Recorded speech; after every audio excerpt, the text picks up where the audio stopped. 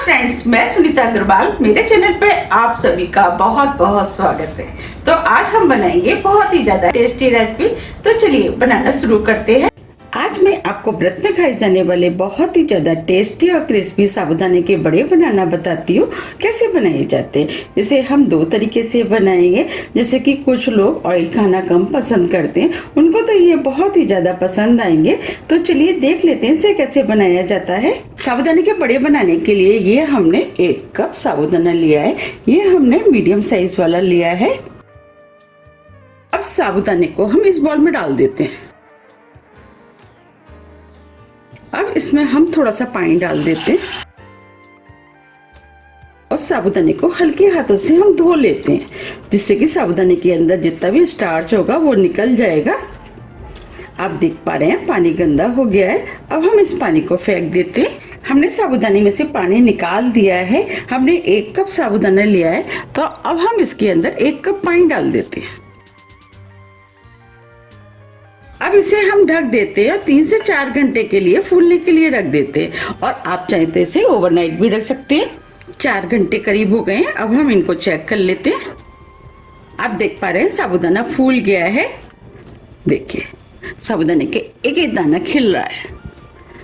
अब मैं आपको दिखा भी देती हूँ। देखिए हम साबूदाने को इस तरीके से दबा रहे हैं तो ये इजीली दब रहा है। बस हमें इसी टाइप का फूला हुआ साबूदाना चाहिए। अब हम बड़े बना लेते हैं। बड़े बनाने के लिए ये हमने 3 मीडियम साइज के बॉयल आलू लिए हैं। अब जो हमने साबूदाना भिगोया था वो हम इस बॉल में डाल देते हैं। अब हम तीनों आलूओं को इसी के अंदर कद्दूकस कर लेते हैं।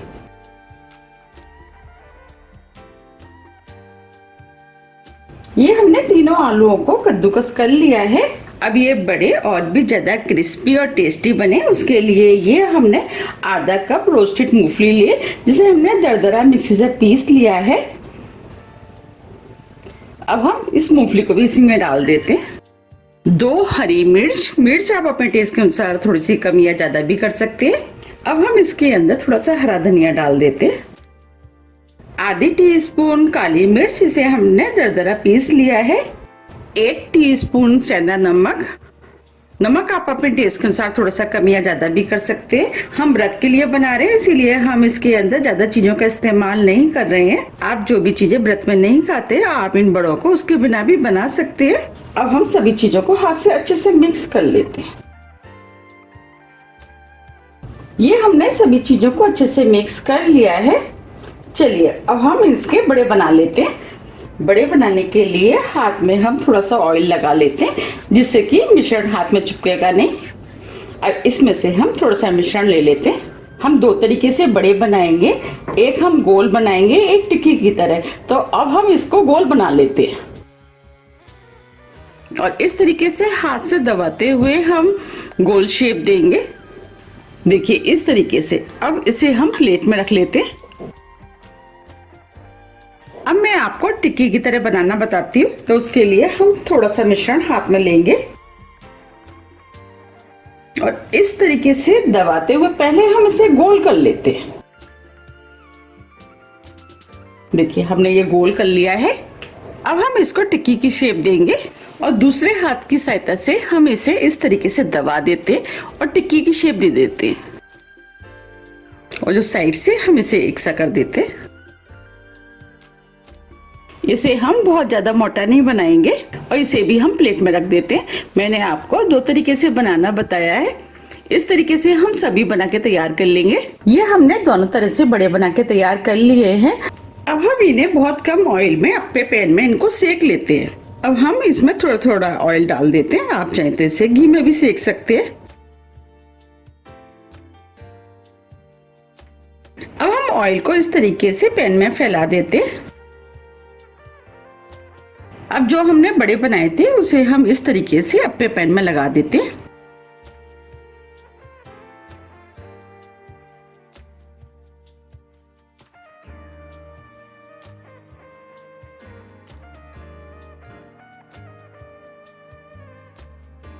अब इन्हें हम ढक देते हैं और 2 मिनट के लिए मीडियम फ्लेम पे पकने देते हैं। 2 मिनट करीब हो गए हैं। अब हम इसके ऊपर थोड़ा सा ऑयल और डाल देते हैं ऑयल आप अपने टेस्ट के अनुसार थोड़ा सा कम या ज्यादा भी डाल सकते हैं। 2 मिनट करीब हो गए हैं, अब हम इनको पलट देते हैं। इस तरीके से हम सभी पलट देंगे। ये हमने सभी पलट दिए हैं, अब इनको हम दूसरी तरफ से भी सिकने देते हैं। 2 मिनट करीब हो गए हैं, अब हम इनको पलट देते हैं। इन्हें हमें चारों तरफ से क्रिस्पी होने तक फ्राई करना है। ये बड़े खाने में बहुत ही ज़्यादा टेस्टी लगते हैं और बहुत कम ऑयल में सिक के तैयार हो जाते हैं। जैसे आप हेल्थ कॉन्शियस हैं तो आप इनको बना सकते हैं। ये हमने इनको चारों तरफ से सेक लिया है। इसे आप अपने टेस्ट के अनुसार थोड़ा सा कम या ज़्यादा भी सेक सकते हैं। और ये ऊपर से क्रिस्पी भी हो गए। अब हम फ्लेम को ऑफ कर देते हैं और इनको हम प्लेट में निकाल लेते हैं।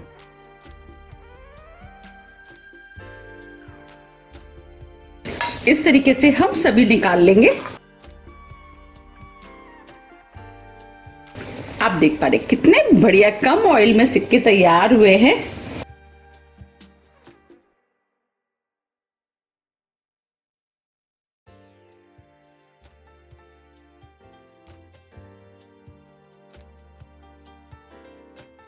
ये हमने सभी निकाल लिए हैं। अब मैं आपको दूसरी तरीके से सेकना बताती हूँ। अब हमने जो दूसरी तरीके के बड़े बनाए थे उन्हें हम फ्राई कर लेते। उसके लिए हमने कढ़ाई में ऑयल गरम कर लिया है। हमें इन्हें फ्राई करने के लिए तेज गरम ऑयल चाहिए। अब हम बड़ों को कढ़ाई में डाल देते हैं।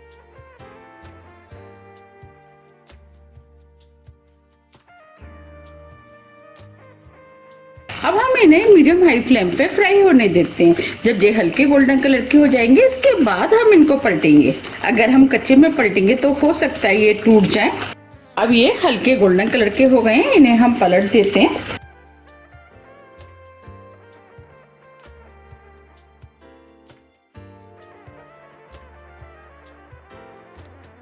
अब हम इन्हें दूसरी तरफ से भी फ्राई होने देते हैं। जब ये चारों तरफ से गोल्डन ब्राउन कलर के हो जाएंगे और क्रिस्पी हो जाएंगे इसके बाद हम इनको निकालेंगे। अब ये चारों तरफ से गोल्डन ब्राउन कलर के हो गए हैं और इनके ऊपर अच्छा सा कलर भी आ गया है और क्रिस्पी हो गए हैं। अब हम इनको प्लेट में निकाल लेते हैं। अब मैं आपको सुना भी देती हूँ। देखिए आप सुन पा रहे हैं ये क्रिस्पी हो गए हैं। अब इन्हें हम प्लेट पे निकाल लेते हैं।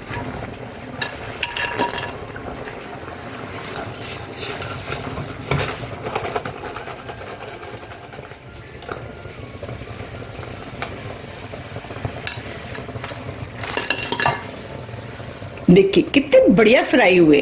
अब हम कढ़ाई में और डाल देते हैं।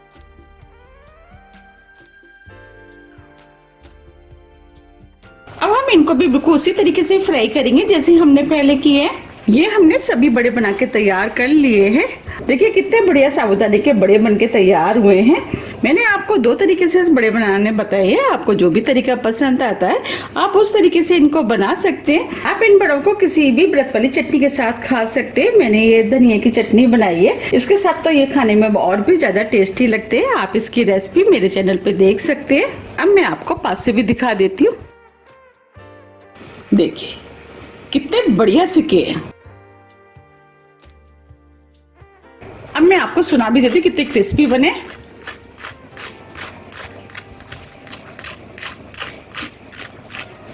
बनी है ना कितने क्रिस्पी। ये ऊपर से क्रिस्पी होते हैं और अंदर से सॉफ्ट। अब मैं आपको तोड़ के भी दिखा देती हूँ।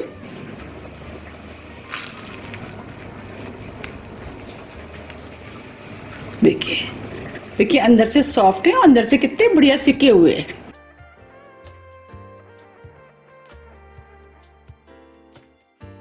आप इसे किसी भी व्रत वाली की चटनी के साथ खा सकते हैं। देखिए देखने में कितने सुंदर लग रहे हैं, उससे ज्यादा ये खाने में टेस्टी लगते हैं। आप मुझे कमेंट्स करके ये जरूर बताइए कि आप इसे कब बना रहे हैं। आप इसे व्रत में ही नहीं कभी भी बना करके खा सकते हैं। अब मैं आपको इसको भी दिखा देती हूँ। ये भी कितने बढ़िया सिके हुए हैं। देखिए ये भी कितने क्रिस्पी बने हैं। अब मैं आपको इसको भी तोड़ के दिखा देती हूँ। देखिए ये भी अंदर से कितने बढ़िया सिके हुए हैं। मैंने आपको 2 तरीके से बनाना बताया, आपको कौन सा तरीका ज़्यादा पसंद आया मुझे कमेंट्स बॉक्स में लिख करके ज़रूर बताइएगा, जिससे कि मुझे पता लग सके कि आपको कौन से वाले बड़े ज़्यादा पसंद आए। और ये वाले भी बड़े खाने में बहुत ही ज़्यादा टेस्टी लगते हैं। अगर आपको मेरी रेसिपी थोड़ी भी पसंद आती है तो रेसिपी को लाइक कीजिए, चैनल को सब्सक्राइब कीजिए और ज़्यादा से ज़्यादा शेयर कीजिए। अब हम फिर मिलते हैं इसी तरह की टेस्टी रेसिपी के साथ। जब तक के लिए नमस्कार।